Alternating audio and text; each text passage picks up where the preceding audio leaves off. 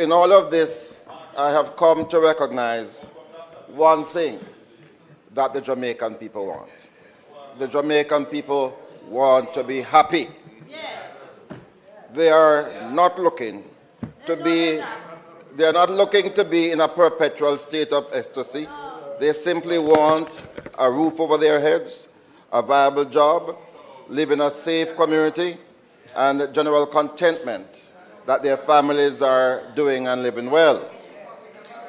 But Jamaicans, Madam Speaker, are not happy today.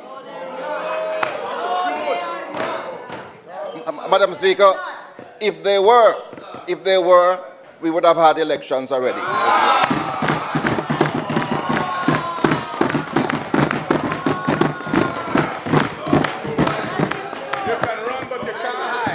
At this point, Madam Speaker, the Jamaican people have rejected and dismissed any notion, any whispering of prosperity.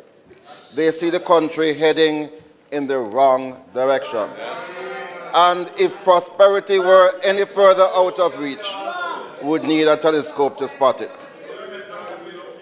The Jamaican people, having given this JLP government 2 terms to try to make them happy and bring them so-called prosperity, are disappointed and dissatisfied. They now want a change. A change that will give them greater power over their lives, a change that will see them as the center of all positive development, a change to a new government that cares for the people.